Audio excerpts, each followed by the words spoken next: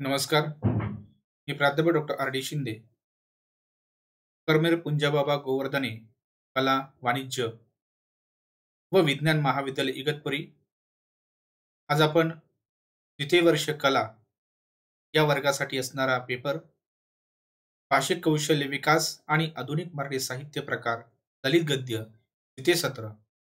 या द्वितीय सत्रामध्ये साहित्य रंग हे दलित लेख संदर्भातील पाठ्यपुस्तक असून त्या पाठ्यपुस्तकातील अभ्यास घटक शब्दभ्रम, अर्थभ्रम हा आज आपण घेतलेला आहे.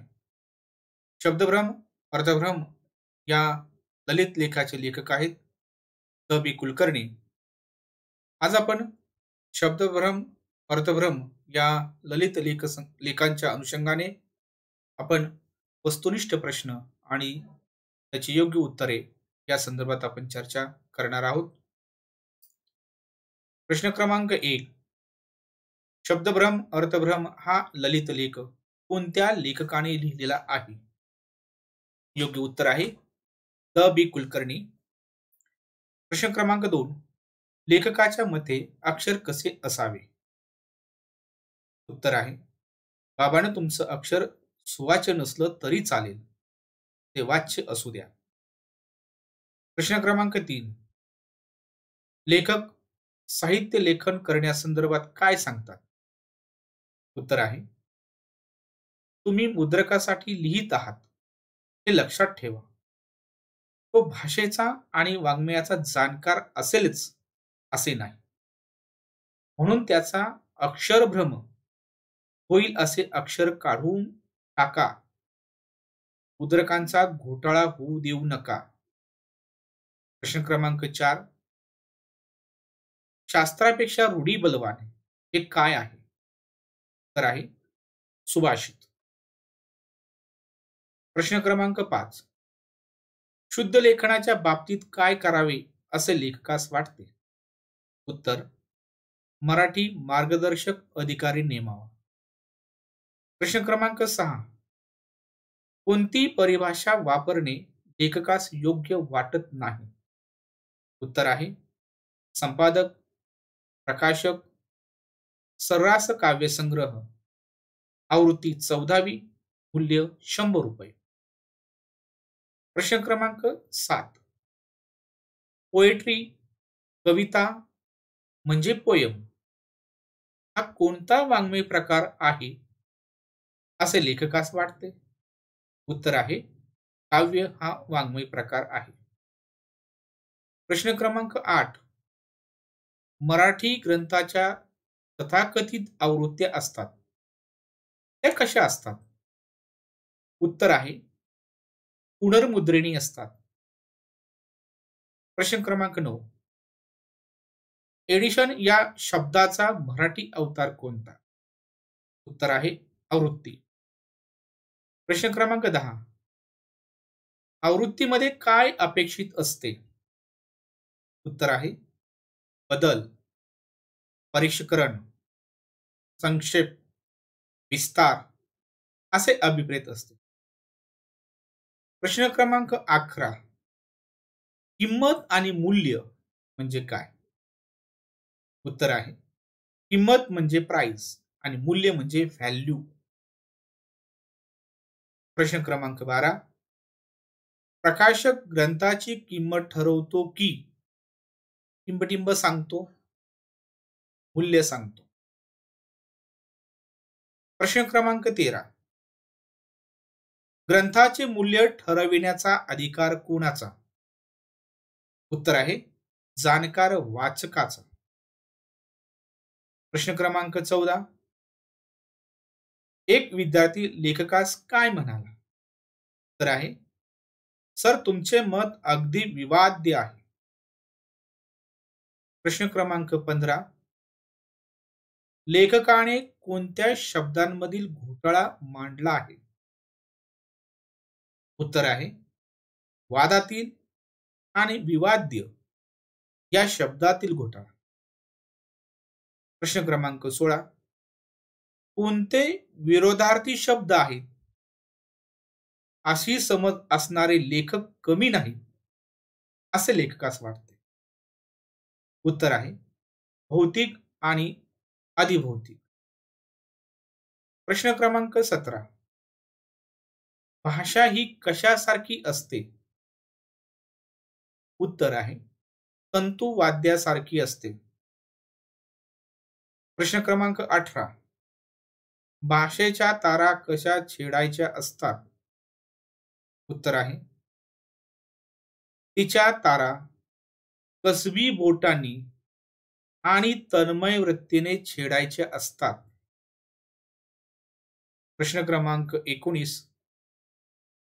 भाषेतील आशय कसा अचूक होईल?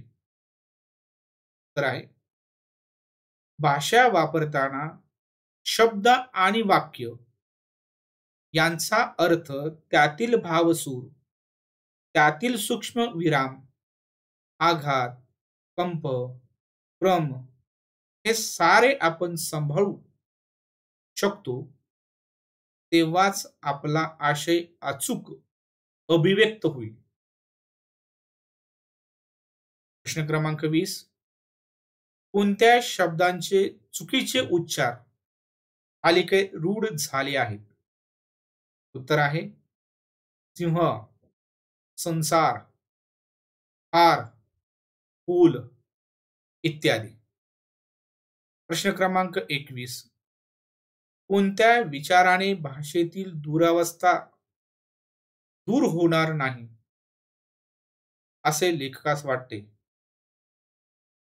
उत्तर आहे शब्दकोश आणि व्याकरणाचे नियम पाठ करून दुरावस्था दूर होणार नाही. प्रश्न क्रमांक 22.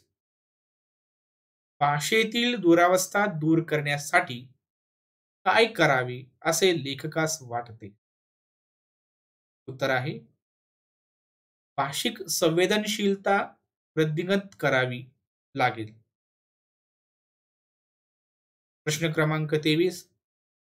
भाषेसंदर्भात स्वतःला काय पटवून घ्यावे लागेल? प्रश्न पुन्हा सांगतो. भाषेसंदर्भात स्वतःला काय पटवून घ्यावे लागेल? उत्तर आहे केवळ मातृभाषाच नव्हे तर एकूण भाषा संस्थाच पवित्र, मूल्यवान आणि अलवार आहे हे स्वतःला पटवून घ्यावे लागेल, द्यावे लागेल. प्रश्न क्रमांक 24. कोणत्या कवीची नादमधुर रचना आपल्या कानाला कळेल असे लेखकास वाटते? उत्तर आहे बालकवी बोरकर, सुरेश भट. प्रश्न क्रमांक 25. कोणत्या कवीची सामाजिक कविता आपल्या बुद्धीला कळेल पण रसिकतेला कळणार नाही असे लेखकास वाटते? उत्तर आहे केशवसूत, कुसुमाग्रज, मुक्तिबोध.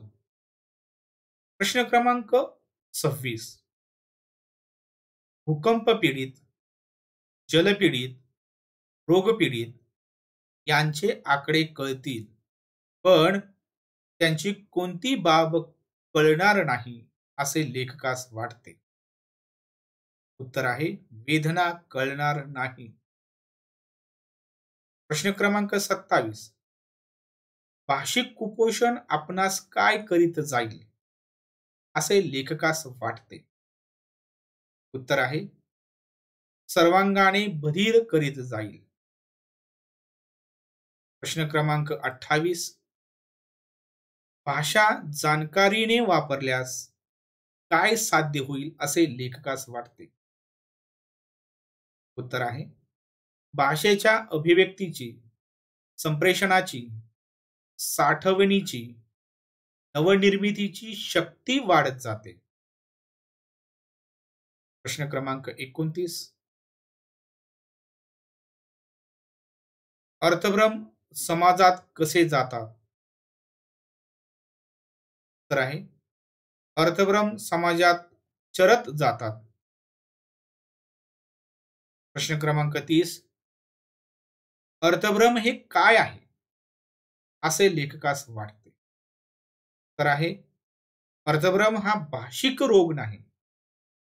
रोग प्रतिकार क्षमता नष्ट करणारी ही भाषिक अवस्था आहे. मित्रांनो, आज आपण